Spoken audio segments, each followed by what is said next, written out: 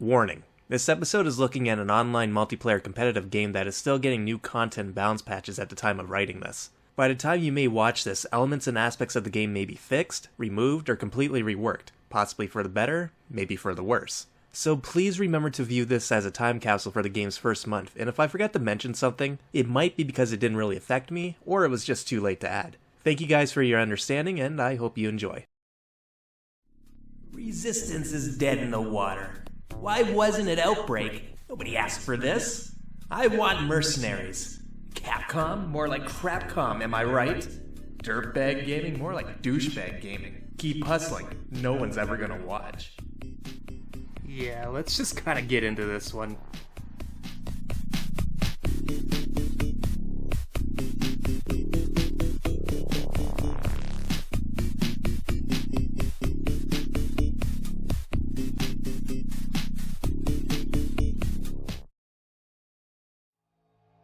Before this title was even announced, there was a leaked rumor talking about a new game focusing on cooperative online play that felt like it was trying to be in the vein of Outbreak, a sub-series of Resident Evil that a distinct group of fans have been begging for, even a remaster at this point for close to 2 decades now. So people were pretty interested, and then it was finally announced and the trailer was shown off and man, was that initial reaction lukewarm at best, holy fuck. The thought of Capcom attempting another online-focused competitive game was mind-blowing for a lot of fans. Not in a good way, since Capcom's previous attempts didn't really go over that well. Operation Raccoon City, while I know it does have its fans, it was not that well received due to originally being a buggy and janky mess at first release. Then a few years later they tried Umbrella Corps.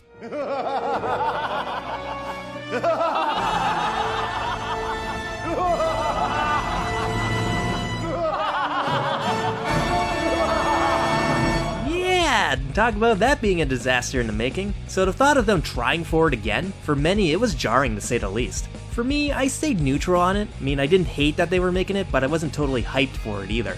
It also didn't help that when it came to promoting it before Resident Evil 3 was revealed, Capcom didn't even fully know what they wanted to do with it, as they were given vague answers about what they hoped to accomplish with this game. But a little bit of hope was injected into Resistance, since it was indeed announced that it would be included with the much hyped remake, which was definitely the smartest move they could have made, because I doubt many people would have even gave this game a chance. Admittedly, I probably wouldn't have either.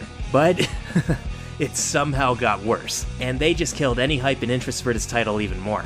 A week before launch, they released an open beta for players to try it out and get a feel for it. Well, unfortunately it probably did more harm than good, because PC and PS4 players couldn't even play it for the first couple days, as they couldn't connect to matchmaking. In fact, they had to release a patch for a demo, for a game that was supposed to be launching in just a week. Talk about putting a bullet in your head, which is a bit of a shame because I actually like this game and find it to be a pretty good time. Of course, there's a big but there, since this isn't a perfect game by any means. So the gameplay of Resistance is a battle for survival between 4 survivors and a mastermind who's looking to collect battle data on them as he pits them against hordes of POWs, traps, and the undead.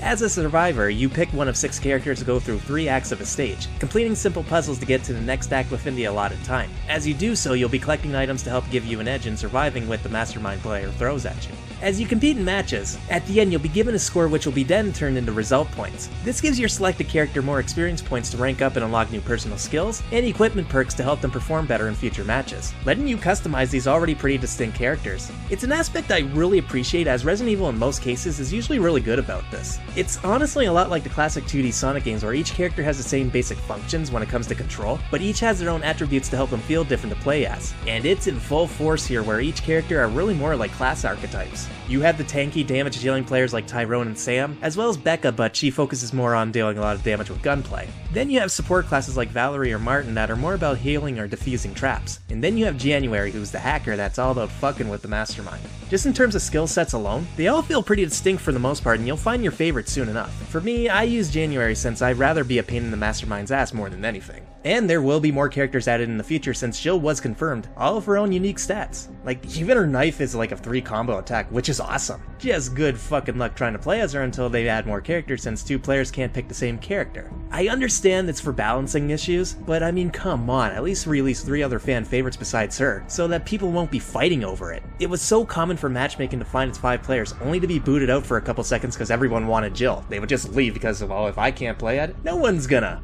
I mean, it's pretty sad when picking your character is the equivalent of a Mario Party button masher minigame. Like, no joke, it's pretty much like that sometimes, and it'll probably be like that forever. other new characters they add. Nonetheless though, I was moderately surprised at how much attention to detail they put into these characters. Each character has 4 skills, 2 that can be used as actual skills, and 2 that are passive. And as you rank up, you unlock different attributes about them that you can switch between the 2. Then there's the equipment that act as perks that can be used to buff up your character even further, with the most being able to have on is 4 at a time. Just gotta have enough equipment points to equip them, which you earn by leveling up your character. And this isn't even counting all the cosmetics. Like, holy shit, is there so many ways to visually customize these guys? Different alternate colors for your characters and their weapons, ways to taunt. You can get so lost on designing how you want your character to look and perform. Then on the first update, they added even more cosmetics, like a shit ton more, with each character actually getting a new costume, which is actually pretty cool. Although, I could do without the overabundance of stupid sprays and gestures though. Like, Jesus Christ, like there are way too many, which leads to kind of a grinding problem that I'll talk about later. Though, that's just for cosmetics. Gameplay stuff, it isn't too bad. But all this uniqueness and abilities go for the Masterminds as well, which, let's discuss that for a bit. So when playing as a Mastermind, you were essentially playing an elaborate game of tower defense, with the main goal of depleting the survivors' time so they can't escape to the third act of a stage. To do this, you take control of a set amount of cameras and you place monsters and traps around the board to impede the survivors' progress, as well as try and kill them if you can, to force a respawn that knocks off 30 points off the clock each time. In fact, it's a complete tug of war between the 2 teams for time, since every hit a survivor takes, it does deplete some time, and vice versa, where any enemy they kill, trap broken, or task completed, they get time added. Now, to make it fair so that a Mastermind can't just spam the toughest monsters over and over, you're given a set deck of cards that either spawns enemies or traps, or can be used as buffs to help the Mastermind. Each card has a number designated to it, and the stronger cards will cost more points to use, which slowly generate as time goes on, where you can generate up to 10 points at a time. Because of it, you have to decide what's the best card to use and where you're going to place it. On top of that, you get to choose the default item and enemy placements before a match. It's actually really amazing just how in-depth a Mastermind's options are once you rank up a bit. Not only can you put together your own decks once you reach a rank 5, you have a choice of 4 preset enemy and item layouts, and you also get the option of making up your own item and enemy hazard and layout so that even the most experienced survivors will have to guess. And that's not even counting the fact that each of the 4 Masterminds you get to play as have their own specific skills and deck layouts that they focus and excel on. They have access to perks just like the survivors, and each character has their own BOW weapon that they can control and attack players head on, like Birkin or Mr. X. Oh yeah, you can even take control of zombies and attack players directly if you want, and they get buffed a bit when you take control of them. Mix that with a berserker shot, and it's scary how devastating a zombie can be. Definitely a lot more fun to play as than the ones in Resident Evil 6, that's for damn sure. Especially if you're playing as Daniel, one of the new characters for Resistance, since his unique attributes are more about taking control of zombies and attacking players in a more hands-on approach, as he gets a hell of a lot of buffs when you take control of a zombie. Mix this with perks that you can unlock with those result points you earn, and you can really develop a playstyle all your own.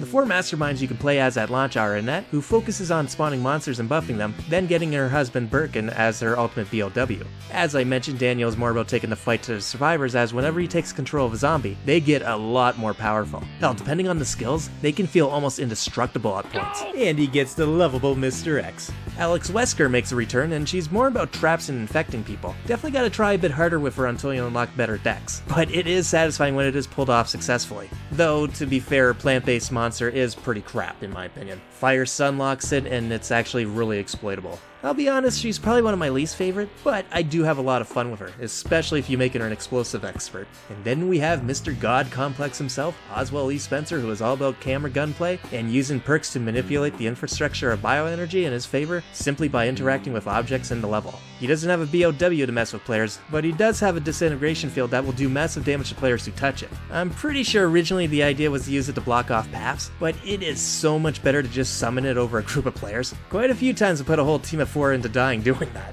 And just like the survivors, you can even change the cosmetics on things like zombies and such, which you unlock these cosmetics and equipment perks with the result points you earn in games through these chests. Though fuck me, did the shop freak me out at first. The minute I saw those loot box looking containers, I was thinking, oh god, it's gonna try and rip me off with duplicates. But thankfully, that's not the case. You'll never get the same perk from these cases. In fact, the only microtransaction you get is with these RP boosters, where if you activate one, you'll double your result points from a match, and even give everyone else in the game a 10% boost to their points as well. But considering how generous this game is with result points even if you lose, it makes me wonder why they even bothered with it. But hey, I'd rather them doing that than trying to bleed you dry, I guess, is what I would have said before the first update. While it was really nice that we got new equipment perks, Jill, and new cosmetics, those cosmetic crates cost 50k each, and that's a high price to pay sometimes. On one hand, it does feel great when you get new skins or costumes for your characters and enemies, but man, does it fucking blow when you spend that amount and all you get out of it is a shitty spray paint thing that you can use to taunt other players.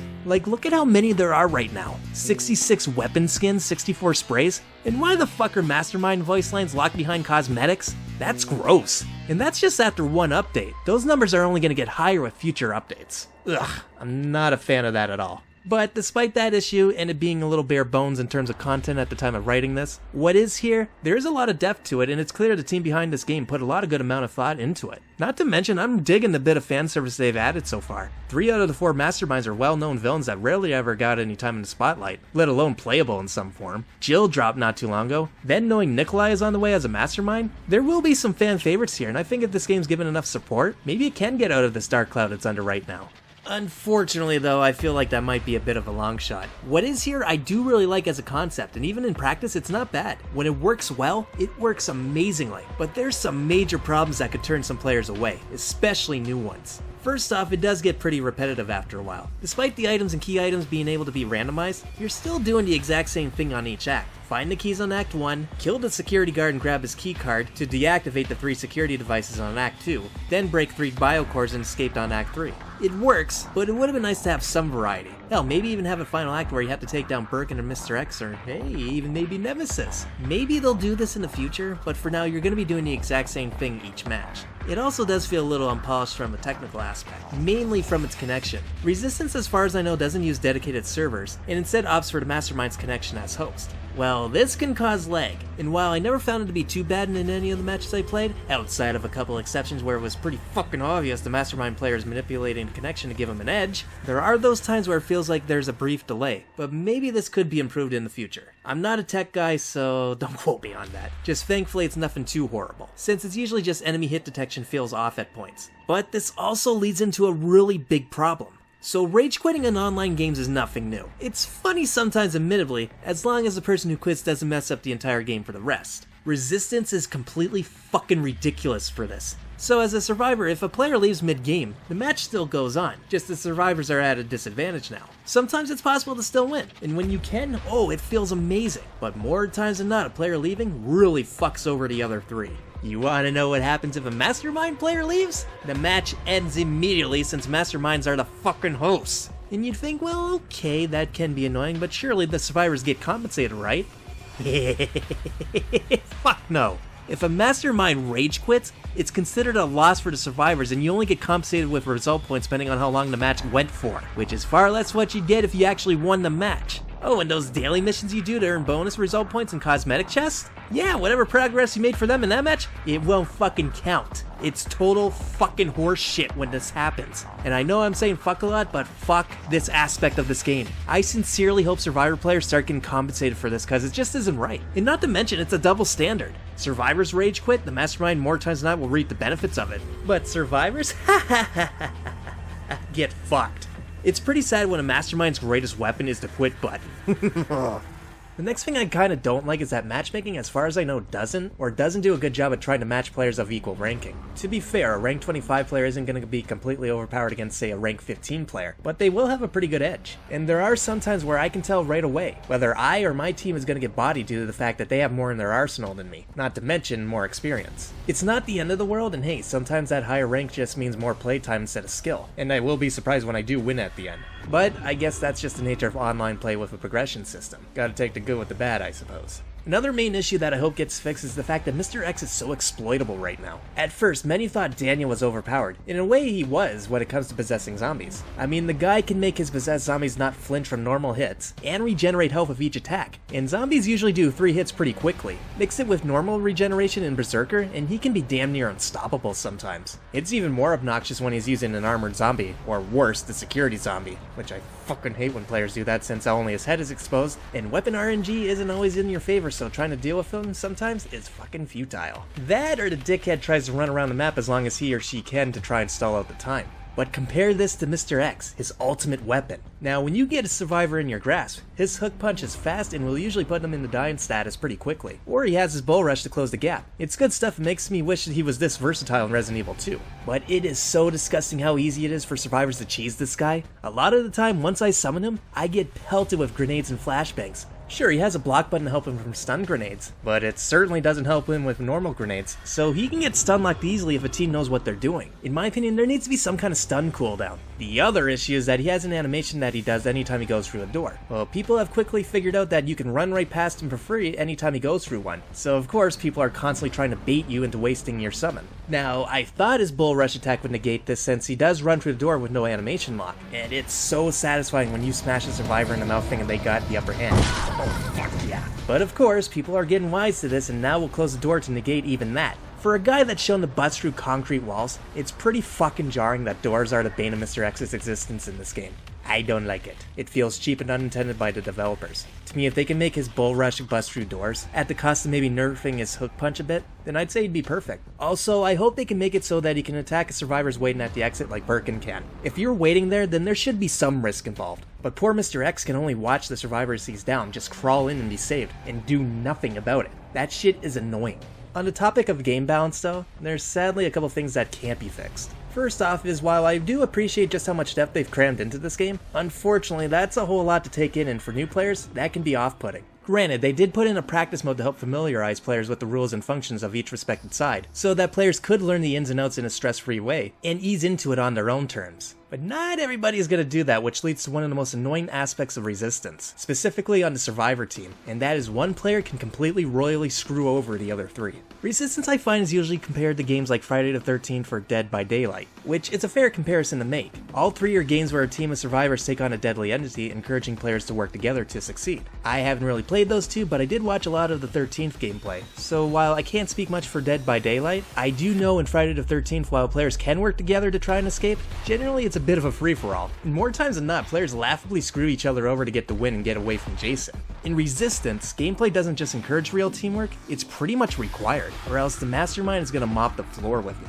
Which in concept I actually really enjoy and prefer. But as you can probably guess, the Survivor team is only as good as their weakest player at points. And there's been a few times where 3 of the 4 members are just waiting at the door wanting to proceed, then you have this bunghole over here just running around wasting the team's precious time. All the while the Mastermind is just getting free monster spawns and forcing the other 3 to expend ammo and resources. In fact, whenever this happens, it's actually more productive to just go after the player and guide them to the exit. Which is honestly a bitter pill to swallow sometimes, because yeah, it's really annoying when it happens, but more times than not, it's just a new player who's still trying to figure things out. They probably don't even realize they have a map, or don't even understand the goal of the game. And when that happens, it is annoying. But I can't blame them since Resistance, for better or worse, is a lot to take in. And even then, like I mentioned, Resistance is pretty generous with its currency, where even if you lose, you're still getting a decent amount, as long as the Mastermind doesn't quit the fucking game on you. But oh man, when you do have a team that knows what they're doing, they will rock the Mastermind hard, and it's satisfying as hell when it happens. Which is what I first thought, but I severely hope the hell Capcom truly bounces things, because outside of Spencer, Masterminds don't stand a chance against even a halfway decent team. It's honestly kinda disgusting just how skewed it is in the Survivor's favors at the game's launch. Hell, even more so with the first update. It's pretty obvious that they didn't play test this well enough for higher skilled gameplay. I love just how much depth that went into these characters, but all of them can be so broken once you know what to do. Valerie's perks can let her find way too many grenades and flash grenades that make Birkin, and especially Mr. X, a joke. That it's not even feasible to spawn him sometimes. Not to mention, she's a walking first aid spray who can cure infections and heal like it's nothing. And then there's Becca, holy fucking calabunga, is her fever skill completely busted. That girl has the ability to have unlimited ammo for a set amount of time, which is cool in its own right, until you find out that it works for special weapons. Yeah, how about an infinity rocket launcher for like 10 seconds, decimating everything you put up? Mix that in with January's ability to buy those kinds of weapons if she has that passive skill equipped, who could give a Becca player the rocket launcher at the beginning. Like, look at this shit. How do you even combat against something like that? Guess what, you don't. And people thought the Mastermind was originally going to be OP. Yeah, right. As bad as this might sound, sometimes by the final act, I knew I had to just give up and not care, since there was no way I was going to be able to have a shot at winning, since the Mastermind can be so heavily bodied when you get shit like this happening. I never just quit a match, but there were times where I was like, I'm not even going to spawn anything as I just want to get to the next match. Like, good game, you had a good team and understanding of how to play, but go eat a dick, you infinity rocket launcher, piece of shit, asshole, fuck you. Ugh. The team did say they're going to be looking to balancing the quality of life improvements, which is good to hear. But if the team that's behind us doesn't fix some of these things, like straight up, I only named off a few that I felt were really egregious. And sadly, I got a fear for the future for Resistance, because bad balancing for team-based multiplayer can kill it on the spot. And I don't want to see that happen. This is probably the most fun I've had when it comes to competitive multiplayer in a Resident Evil game, bar none. It nails it on so many aspects to make it a worthwhile experience even with its rough edges right now. It's criminal that so many people wrote it off before even playing it, but I can't really blame people with such a rocky beginning. The fact that people still couldn't even play as the Mastermind due to matchmaking issues at launch is pathetic. Thankfully, that seems to have been fixed as far as I know since I get matches way faster now. But I guess we'll see. They do seem to be taking the feedback into consideration, so maybe by the time Nikolai comes, many of these issues will be fixed. I hope so, at least. But that's my take on Resident Evil Resistance, and surprisingly I enjoyed it a lot more than I thought I would. It's not perfect by any means. I'm sure compared to some games, it's probably laughable, but I can't deny it's addictive, and when it works, it's something special. If the team can iron out the rough edges and support this mode properly with decent content, well, I think it has the potential to become a staple bonus mode for the series like Mercenaries and Raid mode are. But the key word there is potential. That's going to be up to Capcom to follow through with this. Honestly, now that I think about it, this was a bit of a weird one for me to review since I don't normally focus on competitive multiplayer games. I'm definitely more of a single player kind of guy. But in Resistance's defense, when it works really well. But that's the key word here, when it works. When it doesn't, it's like, Christ man, I want to fucking kill some people on here sometimes.